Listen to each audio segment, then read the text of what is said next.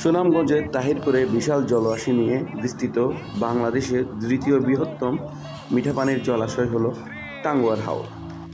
ঠিক এই মুহূর্তে ভ্রমণ পিপাসুদের জন্য জনপ্রিয় স্থান হলো এই টাঙ্গুয়ার হাওর।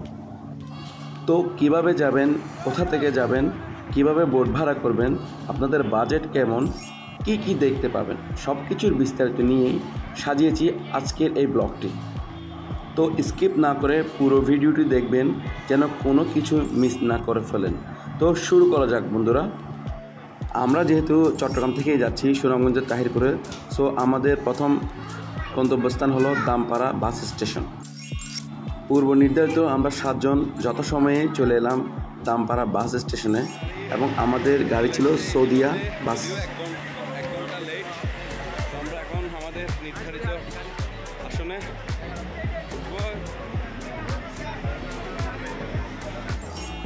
আমাদের জনপ্রতি টিকিট ভাড়া ছিল চট্টগ্রাম থেকে সুনামগঞ্জ পর্যন্ত 1100 টাকা নন এসি সৌদিয়া বাসের মাধ্যমে। আমাদের বাস ছাড়ার নির্ধারিত টাইম ছিল রাত 9টায়, কিন্তু যে কোনো কারণে এটি 1 ঘন্টা ডিলে করেছি।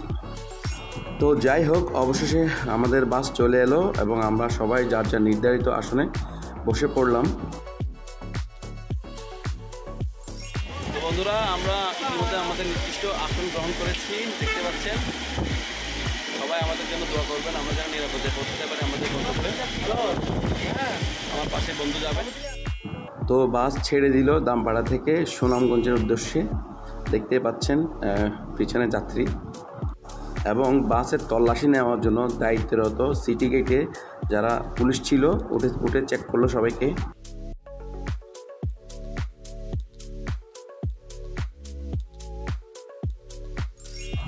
রাত 3:30 প্রায় চলে এলাম কুমিল্লার টাইমস স্কোয়ারে, আমাদের যাত্রা বিরতি, প্রথম যাত্রা বিরতি।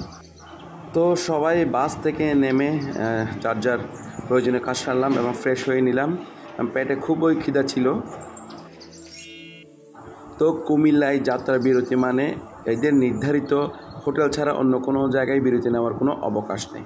তাই আমরা আমাদের পছন্দ অনুযায়ী খাবার অর্ডার করতে না পারলেও কী করা, খিদা যেহেতু লেগেছে, ওদের নির্ধারিত মেনু দিয়েই আমাদের রাতের খাবার সেরে নিলাম সবাই একসাথে।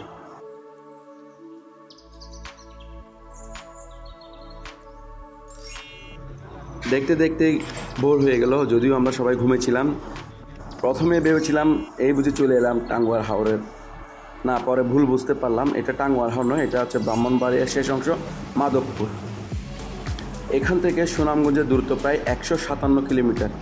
ও মাই গড, আরও অনেক দূর। তো আমাদের দ্বিতীয় যাত্রা বিরতি মাধবপুরেরই পানসি রেস্টুরেন্ট, দেখতে পাচ্ছেন ভিডিওতে। তো এখানে সবাই আবার সকালবেলা যার যার মতো ফ্রেশ হয়ে নিলাম এবং সকালের জন্য হালকা কিছু চা নাস্তা করে নিলাম সবাই একসাথেই।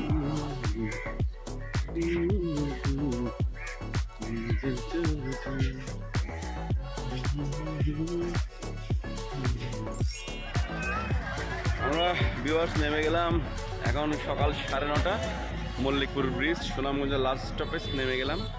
এখান থেকে তাহিরপুর যেতে হবে, যা দীর্ঘ 33 কিলোমিটার দূরে সিএনজি করে। তারপরে আমাদের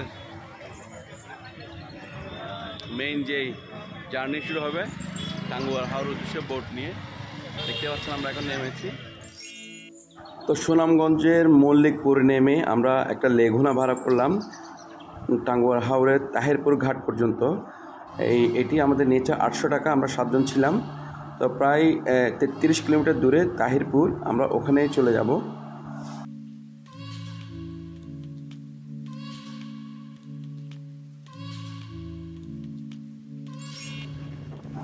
তো চারদিকের প্রকৃতি সবুজের সমারোহ, আসলে দেখতে খুব ভালো লাগছে। সকালবেলার প্রকৃতি, দুই পাশে লেক যেটি টাঙ্গুয়ার হাওর নামে পরিচিত, দেখতে পাচ্ছেন। দুই পাশে হাওরের সৌন্দর্য, সাথে হালকা গুড়ি গুড়ি বৃষ্টি পড়ছিল, যা আসলে চারপাশটাকে অপরূপ সৌন্দর্যে ভরে তুলেছিল। তো অবশেষে আমরা তাহিরপুরে সেই কাঙ্ক্ষিত ঘাটে চলে এলাম। এখানে দেখতে পাচ্ছেন অনেকগুলো হাউস বোট। তো আপনারা যারা অনলাইনে বুকিং করেন তারা তো করেই নিলেন, আর যারা এখানে আসবেন তাহিরপুরে, এখানে দেখবেন ঘাটে অনেক রকমের নৌকা এবং হাউস বোট থাকবে। তো এখানে এসেই আপনারা আপনাদের পছন্দ মতো ইচ্ছা অনুযায়ী যে কোনো একটি বোট দরদাম করে আপনারা ভাড়া করে নিতে পারবেন 1 রাত 2 দিনের জন্য। তো আমরা যে বোটটি ঠিক করেছি সেটির নাম হলো সোনার তরী এবং এটি আমাদের থেকে নিয়েছে 12,000 টাকা। যদি ওরা অনেক দাম চাইবে আপনাকে একটু দরদাম করেই ঠিক করতে হবে এবং আমরা নিজেরাই এখানে বাজার করে নিজেরাই রান্না বান্না করে খাবো। তো পরবর্তী দেখার অনুরোধ রইল। আশা করি সব ইনফরমেশন পাবেন। ধন্যবাদ। আজকে এই পর্যন্ত।